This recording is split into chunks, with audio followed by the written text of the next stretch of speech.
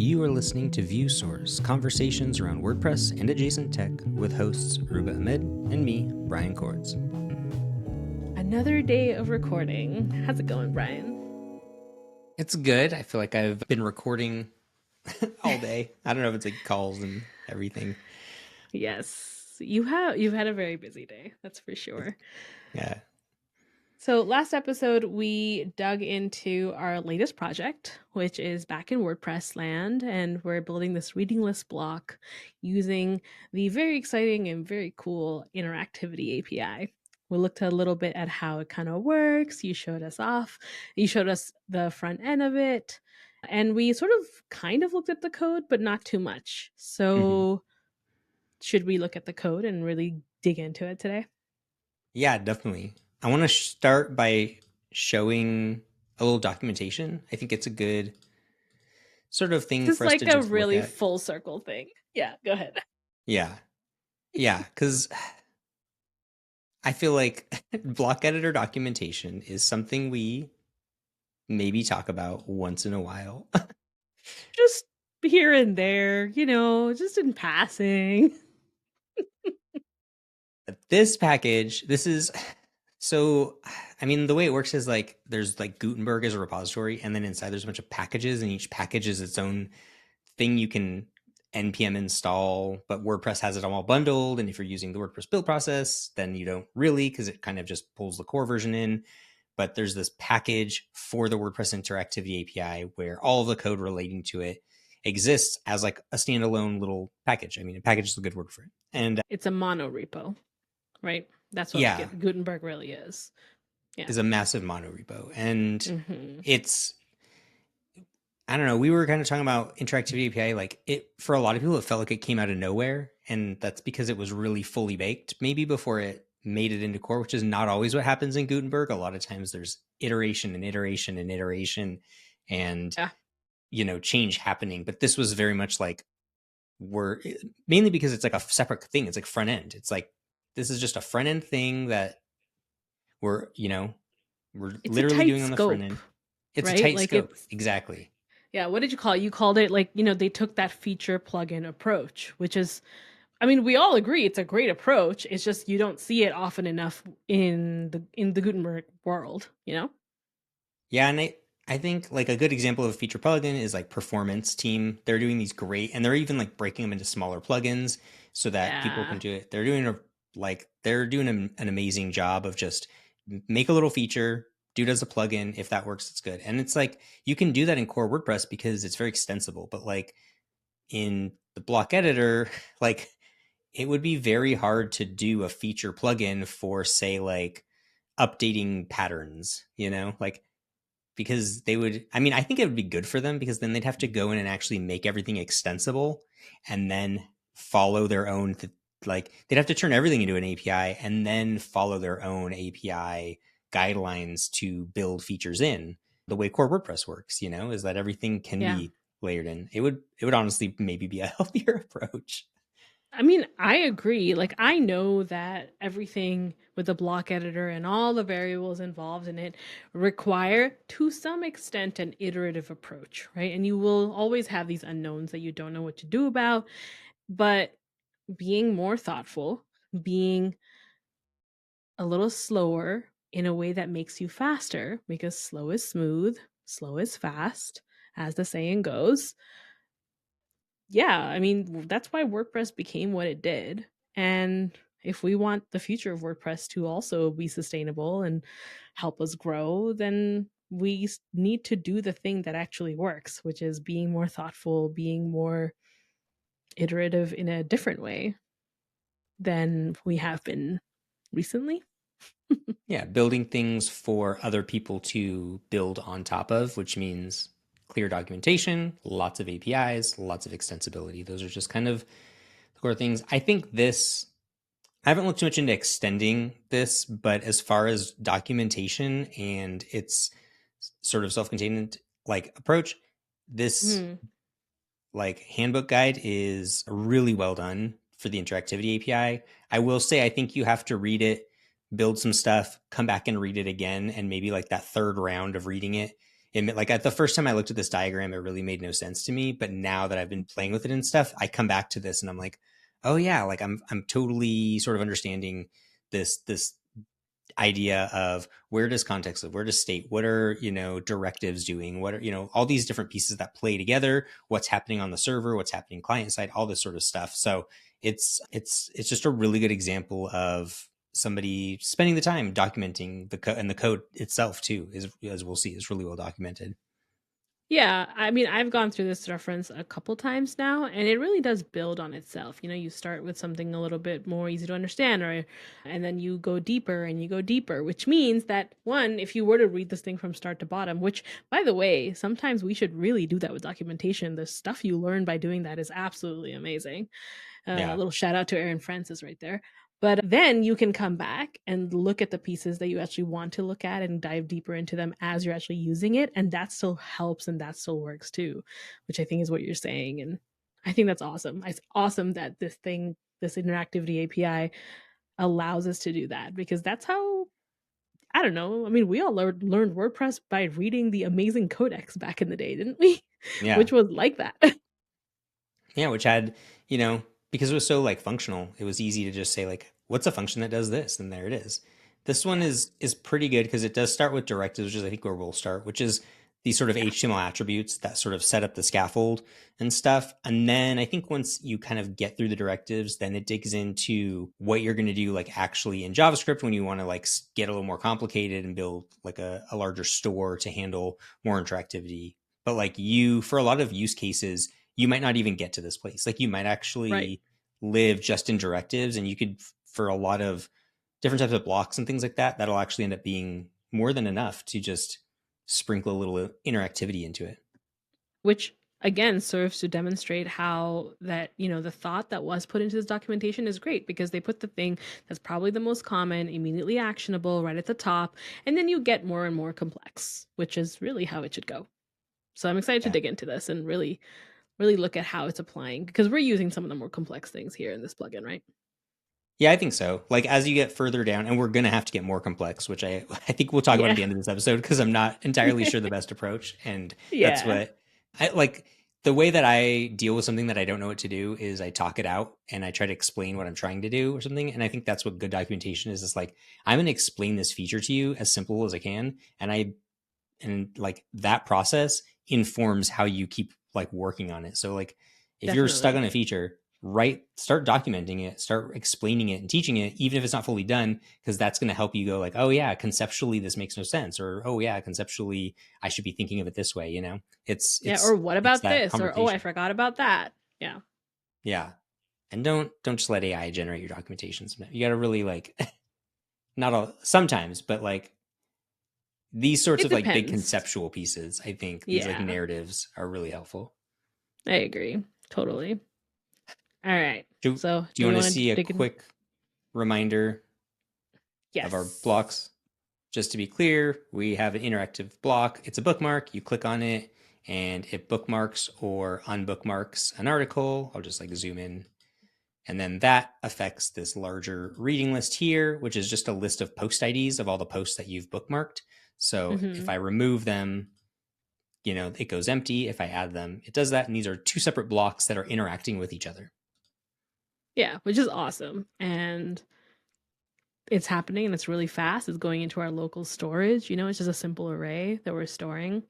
So it's a really localized and contained, but still very relevant pattern and example that you could use the interactivity API for. Yeah, and a lot of people would I've done load Vue or Alpine or something like that. I think under the hood they use Preact, if I understand correctly, which is like a very, very lightweight sort of framework for it's like at the end of the day, like we need frameworks. Frameworks are good. So, Yes. And all you're right. already loading it, right? We covered that last time. We already have it right now if you're using the site editor, if you're using the nav block. So we're, reducing a dependency and making more use of a dependency we already have to deal with. Yeah, and the query loop, which is like kind of an That's right. underrated feature that for a generic kind of base theme, the query loop can do like automatic reloads with the interactivity API. So you can Right. you can show like three latest posts and have a little like show the next three, no Yeah, page reloads. Super cool. All right, totally. you ready to look at the code? Yeah, let's do it. Okay, so we've jumped over to the code editor. We looked a little bit last time about how we scaffold this as a block using the create block plugin. It's actually two separate blocks. There's a nice WordPress scripts build process. It's a little tricky because we're using these JavaScript modules and stuff. Let's start with the markup, the HTML directives piece of it, and look at how we're sort of setting that up. And then I think from there, we'll go into like the kind of JavaScript side of it. Does that sound good? Yeah, sounds like plan. Okay. So what's really cool is the fact that it's using these HTML like directives, like data WP interactive is basically what you put to sort of initialize the whole thing. Like once you put that on a piece of HTML, everything inside of it sort of understands that like we're now part of the scope of this interactive like thing. So you could put it super high up in the DOM if you're going to like connect different things. You can do it local and then call a different store, which is what we're doing here. So you can just pass data WP interactive, but I'm specifically passing it the name of a store that we're going to define somewhere else so that Mm-hmm. I can have multiple blocks and they'll all say like, hey, just so you know, we're all using the same store. We're all talking. And because it's HTML, you can actually use the HTML tag processor and not even do like we're doing this in PHP, but like you can throw this stuff on any block using Right. tag processor, render block function, all that sort of stuff. So it's definitely So it meant to allows be you flexible. so it allows you to send point it to a particular reference point. You could not initialize it with that, and then it would be its own localized bit. Or you can have a Yes. store that's somewhere else, somewhere that's a more global reference, perhaps, and it can point to that instead. Yes. And Cool. so that's the global store. Like the way I think of it is like there's a global store for just this level of interactivity. Maybe like WooCommerce has their store that's dealing with all their stuff. This is our store for this reading list plugin. And then in this particular block, so just so you can kind of see, the block basically is the bookmark button. And when you're bookmarked, it says bookmark. When you're not bookmarked, it says bookmark. You know what I mean? Like it, I need Yeah. to do some accessibility stuff because I kind of want just like one screen reader like text or something, and maybe Right. even bring in like the post title and stuff. Like some, you know, there's Yeah. some extra stuff to put Definitely there. lots of But improvements we can make. Yeah, for sure. yeah, but that idea of like this is a single blog post.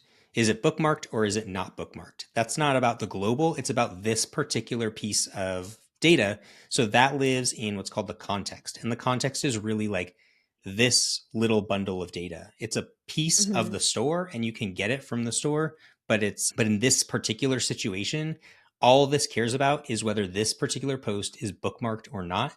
And so we've defined that in the context. And so you can basically build a PHP array of any variables that you want available in the context. For example, I want the post ID because I want to be able to use that later on. But then we just use this function that's just going to basically like JSON encode it or whatever into an attribute. Yeah. And then it's just going to live, those two values are going to live just inside this one block that could be used multiple times in the page and each have their own context. Do I feel like I'm explaining that correctly? Yeah, that sounds really good and really smart. So I'm looking at this data WP bind, and then it's dash dash hidden. So you're binding it to an attribute. Is that attributes that that end up after that double dash? Yeah. So there's different types of like these attributes, these directives. There's like the one Yeah. we looked at, interactive to declare it. This one makes one called context. There's this one Right. called init that we'll come back to, which is like an init function that'll just run once when the page Mhm. loads. And then there's the WP on and the WP bind. And those, if you've Right. done any of these other ones, it's basically like an on click handler or binding to an Yeah. attribute. And there's a limited set, but there's, I think, like class. You can bind classes, you can bind Hmm. style tags, you can bind this hidden, and then it can All the get more general complicated. things you would probably have to want to do anyway, right? I mean, seems pretty Yeah. comprehensive, basic, but comprehensive. I mean, this is a pattern you see in Vue and Alpine. It's very common to have this. They Yeah. use like an at symbol or like a colon in between or whatever, but Yeah. it's pretty common. I think there's even a prevent, if you've probably seen those, Mm, like where it'll be like a form submit prevent or something like that. Like right.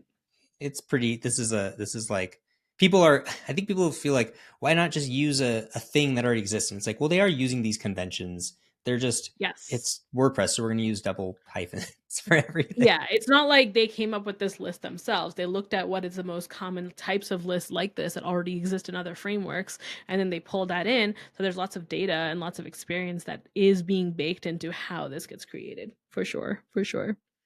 So basically, you have two spans. One is bookmark, one is bookmark. Like one is like if it is bookmarked, one that isn't bookmarked, and it's being controlled by that hidden attribute, which in turn is Hmm. being controlled by this interactivity API directive that Hmm. consumes data from the context.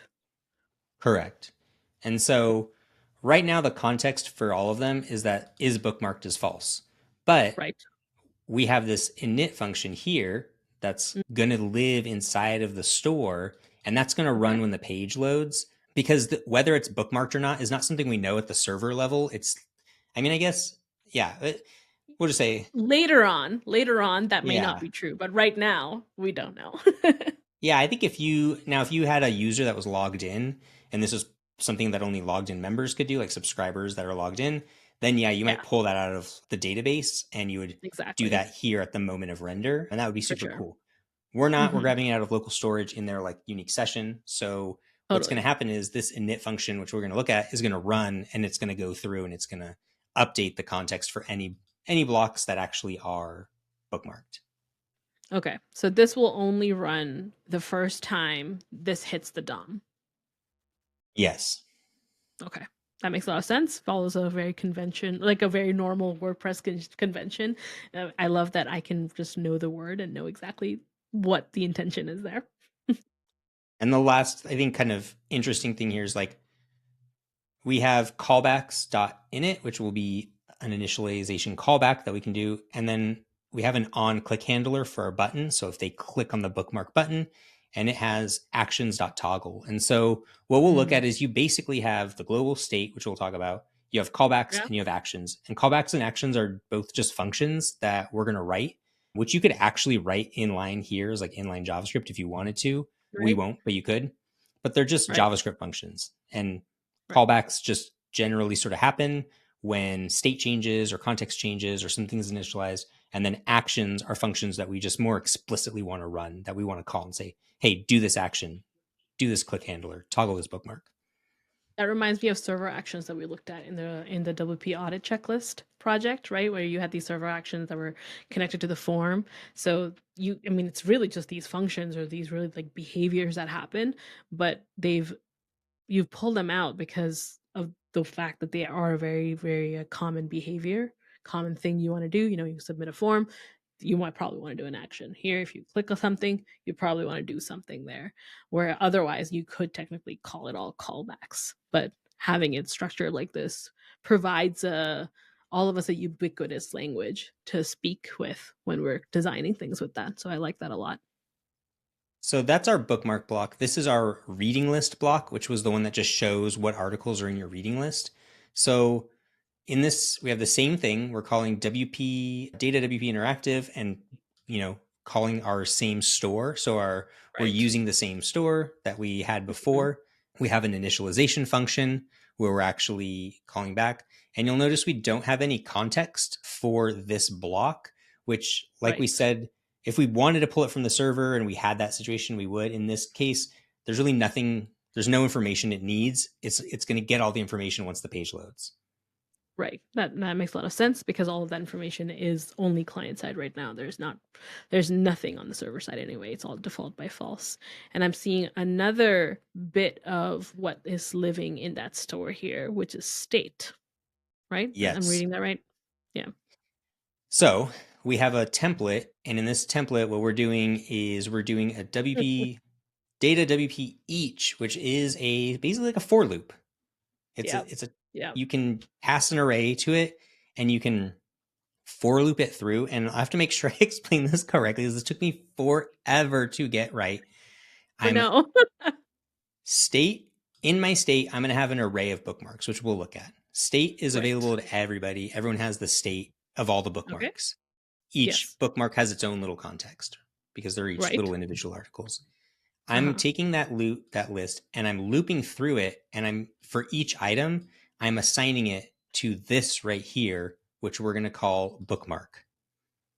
That makes sense. Then inside of my for loop, I have context dot whatever I put here, which is bookmark, which is the value. And in this case, it's just an array of numbers. But if it Yeah. was an array of like objects, I could, keep dotting down and do like Yeah. dot Use title, that dot dot ID, whatever. notation. Yeah. Right. But it's just an array of numbers at this point. I think the reason it must have been really hard, I mean, even when I look at this, because when we were looking at the last render, right?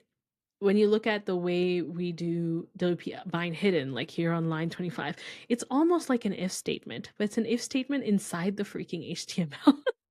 Right? Like think about like in Laravel, we have like the at symbol, so you'd actually have the templating language outside of the elements. But here you have your almost like a templating thing, but it's happening Mm-hmm. inside the element, and that's a little trippy. Not gonna lie. Yeah, I mean, you could imagine that if you had a shopping cart, you would pull in all the items on load from the server because the shopping cart's stored in like a transient or something, right? And then Yeah. you would loop through the cart items, and there'd be a pretty complicated way to render all of that. Like, Right. it is templating. I mean, that's essentially what we're trying to do here is we're trying to mess around with the Yeah. visual hierarchy here. But And it's would I funky have because liked it to say as bookmark or something like like a exactly, classic, exactly. a little Or closer even maybe? even here, like on line 22, like you have data dash WP dash text. And this is inside an anchor link. And the anchor link itself on here is empty, but it will get filled on the client side because it's WP text. So Yes. whatever's in there, that context.bookmark is actually going to be inside the DOM. But here it's empty, and that looks really weird. Yes. And like I said, this will eventually be an array, probably with an ID, title, and a URL, so that I could make this link go to the art. Like it needs to go to the Yeah. article. I didn't get there yet, Yeah. but yeah, this is maybe a little bit closer. Well, like you do that kind of stuff in React. Well, you do it for setting No. HTML, but like you don't need to do it for just like strings. Yeah, because you would just put that string variable or something right where where it will actually live. But here, you're not actually doing that. I mean, it's fine. It's just really funky. Yeah. What's nice about why we were talking about earlier, which is I can go to any core block and I can add Yeah. this on top of it because of the HTML tag processor. The tag processor does not add stuff in between tags. You can't Yes. stick stuff in between here in the tag Right. processor. You can only add attributes. And so Yes. it kind of makes sense. So you could add this attribute to a block and then it would get rendered when it all hydrates and Yeah. stuff. So Yeah. I'm glad you used the word hydrate because that's exactly what I was thinking. Like, this is like basically hydration, which so many people, including you, by the way, sometimes don't like about React. The whole concept of hydration, but that is kind of what we're doing here. We're sending over like an assumed scaffolding of HTML, and then we're hydrating it and adding the actual data on the client side. It's very SPA, very single page application vibes.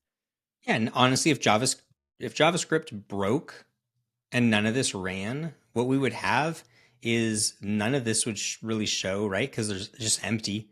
There's no Yeah. squiggle line. There's no squiggly brackets that would show up. If you ever, I don't know True. if it still is like this, but I remember when I would use Vue and you'd always see that flash of like squiggle line until the Yeah, data yeah, like yeah. hydrated, and it was very annoying. Yeah. So right now we would just see this list item really, we would Yeah. just see this one list item with the text, so it would True. degrade kind of nicely. Yeah, which is nice. I mean, like we've said before, it's a good scope. It's well thought out. It's not. You would not call this API half baked. It may not be everything in the world that you may want it to be, but it is not half baked. No, I would say if you have any complaint, it's a steep learning curve. I think that's the only complaint that I've had so far. Yeah, the But DX it's a isn't there. but it's a complicated thing to do. So, like, Yeah, that's when you fair. think about it. So those are all of our directives, and we've kind of touched a little bit on like state, context, callbacks, actions, all the stuff. Should we go look at Yeah. the JavaScript file for this? Honestly, I think this is already a really solid episode, and it's been so fun to dig as like so deeply into it. And I want to do the store that justice as well. So I think it would be great to wrap this up. Let's talk about what we'll be talking about in the next episode, and then dig just as deeply into that next topic. Yeah, I agree. I mean, the directives are, I think in planning, like I should have thought, like directives really are I mean, they're a large piece of it. Like what happens Yeah. to the HTML is a huge piece, and then what happens at the JavaScript level is a huge piece that really needs its own kind of time to like bake in and Yeah. soak into it. So I think, It's very meaty, well, right? It may not be the potatoes, but I think it's part of the meat. yeah. And what we talked about in 30 minutes took me like an hour or two to like just At unwind and like 100%. get my head around. I could see if you're using this Yeah. all the time, it would be super powerful, but ooh. Yeah. No, um, I agree with that. I mean, we covered so much stuff. I mean, it's like a templating language. You can use it with the tag processor. It's working with the server. We're hydrating. I mean, look at all these concepts, which when I really think about it, all these concepts that you and I have been talking about this whole season, and it's all like coming full circle into the Interactivity API project. And I'm here for it. Yeah, there's definitely that part of you that's like, I wouldn't have minded some like blade style templating. I wouldn't have minded, Yeah, some exactly. more like component, JSXy or something. yeah, a little bit more component based, or like people are Yeah. very opinion about HTML I think is like an alternative to this approach, but But aren't it you seeing like how interesting it is that you and I have been exploring these WordPress adjacent technologies and then the perspective giving us when we're literally diving back into WordPress? I mean, I think we proved the point of our season theme already just by doing that right now. I think if we had not taken that journey, I'd be in here complaining, why isn't it like this? Why isn't it like that? Why not like that? But like once you've lived in each world, you kind of see like, oh, there's reasons for a lot of things. And I think a lot of Yeah. the reason for where this is landing is based on backwards compatibility and the way the block editor renders content. And Mhm. that's, going to be a big piece of it. So it's going to have to be Yeah, a unique WordPress way. But I think for we will see sure. once we get to the JavaScript side, which we'll look at next time, that's pretty standard JavaScript, honestly. Like Yeah. once you're there, once you've made it through the directives and you're just in like state, context, callback, that stuff, I'm not going to say it's easy. It took a bit Yeah. of a minute to get because it is a Yeah. bit reacty. But Which overall, makes it's like, sense because the block yeah, editor is React. We live in a Reacty world in WordPress now, so that makes sense. yeah. Okay. So next week, we'll look at the store, we'll look at the actual Yeah. JavaScript, we'll Yeah. do all that stuff. And then at some point, I need to make this like a good, accessible user interface that We will get there for maybe, sure. yeah. I don't even know if we're going to get to like server side updates, honestly. Let's see where we get. I mean, this is WordPress. This is our home. It's okay if our series takes a little longer. It's going to take at least an episode to do anything with the database. That's for sure. 100%. I believe it. But I also think that's would be really interesting. And I don't think I've seen that many people, but maybe one or two actually. It's not really a thing that's being attempted very much yet, you know? It's just not a use case that it seems to solve particularly, Yeah. or like it doesn't have an opinion on how you're going to send stuff back to the database. Yeah. I will say, if people are interested, there's a Gutenberg discussion thread where people are just sharing how they're using it. There's like Hmm. Seth Rubenstein's really good to follow. There's like the WooCommerce dev Yes. team is really good to follow. These are people that are actually using it in real life. And so you can read that thread and see how people are doing it and stuff, but which I need to do some homework. But yeah, those are some great places to see. And I think this is really in the weeds advanced developer stuff for WordPress that you might not need, but if you're making a little accordion block, this would actually be perfect for you.